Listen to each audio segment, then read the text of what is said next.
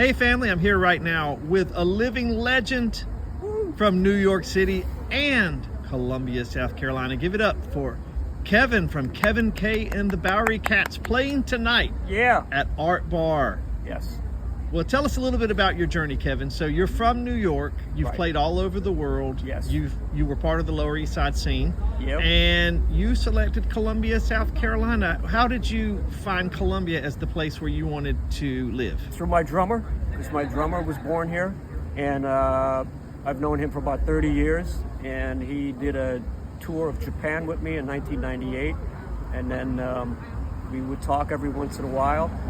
So I left New York. I lived in New York for 24 years and left in 2002, 2003 because I got signed to a French record label. So I was doing tours for 10, 15 years of France, Germany, Spain, Japan, just everywhere. And so when I came back, my mother got sick, and so she died in 2015. And so then I had to kind of take care of my father because he was a World War II guy, 90-year-old guy, my hero, my best friend, just everything for me. So I took care of him in St. Pete, Florida. This was in 2019. So then he died in 2020. So then I had the option to either maybe stay in Florida or go back to New York. So I decided to sell the house in Florida, and I moved up to Detroit. So I lived in Detroit for about 7 months because I did really well. I've been going to Detroit for probably 20 years to play.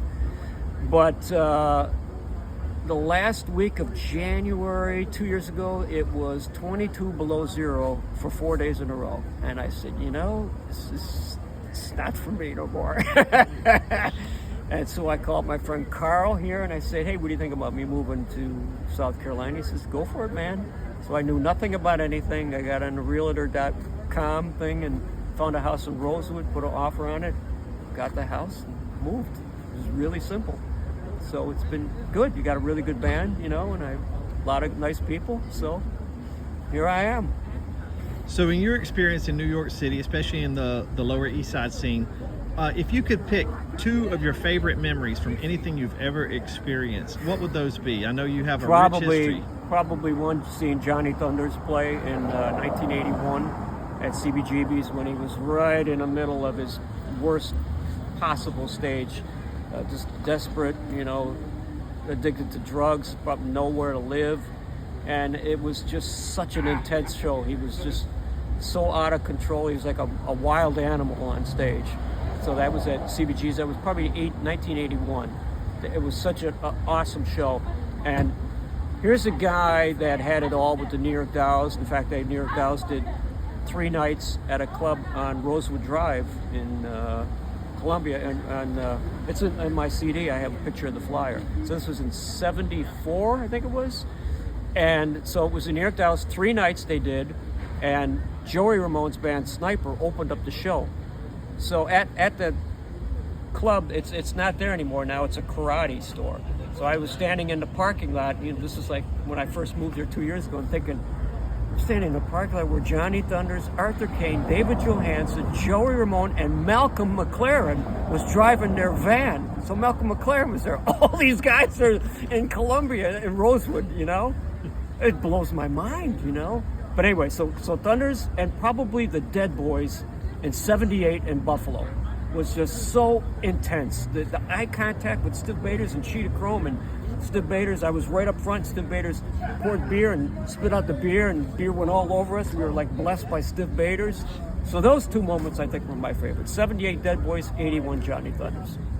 As a composer, songwriter, and performer, who would you cite as your 3 favorite influences? Oh, for sure Keith Richards, just for the sheer technique of how he writes and how it's consistent of a guy he is. It's the year 2020 and 2025, and he's wearing the same clothes that he did in 1980, the same shoes. It's a guy that's stuck in a moment of time. So I'd say Keith Richards for sure, probably Johnny Thunders, obviously. Paul Westerberg is just an awesome songwriter. I met him twice in New York. Again, just a great songwriter. So I'd probably see those are my 3. Maybe Iggy Pop's got to be in there too. So there's 4. So let's talk about Kevin K and the Bowery Cats. You've got your latest CD right here on the table. Would you want to show it to the people?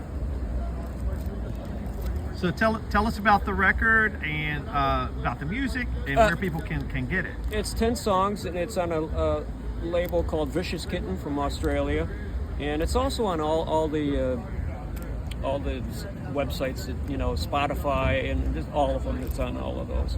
And it's 10 songs, and it's recorded in Rosewood, and it's a combination, maybe Johnny Thunders, Paul Westerberg, you know, maybe power pop, kind of Ramones-y kind of music, I guess. You know. That's great. Now, if people want to see you play live, I know we're playing tonight at the Art Bar with you guys. Yeah. With my band Small City Rock, but where are you guys playing next after You know, this? I don't know, actually. We haven't gotten our schedule yet, so I don't know. And where can they follow you on social media? Cadillac Kevin.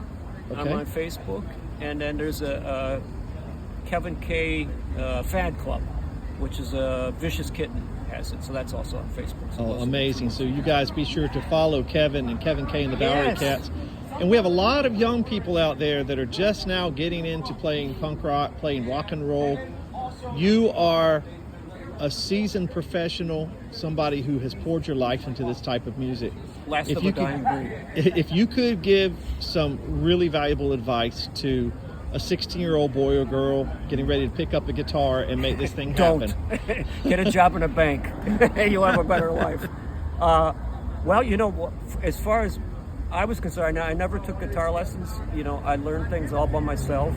I picked up my favorite songs on my record player, and I would sit down the guitar and learn them from what I was hearing. So, I don't know, just be true to yourself, you know, have roots, you know, listen to blues, and even if you're into punk rock and all, that's fine, but, you know, the foundation of rock and roll is based on blues and Chicago blues, and so it's always good to kind of go back and listen to that real, true, authentic American music, and then bring your own ideas into it. But bands like Ramones are so great to listen to, and just so consistent, so fun to play along to. That's probably one of my favorite bands where you sit down and you just play along to. And a great one to start learning. Yeah, into exactly. This style of music. Again, you know, again, Dee Dee Ramone was just a fantastic, solid songwriter, just consistent. You know, just had an idea. And I knew Dee Dee in New York, and he used to say, my mother used to say, "How do you come up with these songs?" And he goes, "You know, Mom, I don't know." Well, thank you so much, Kevin. Cool, man. And we're looking forward to hearing you rock out tonight. Right on. Cool.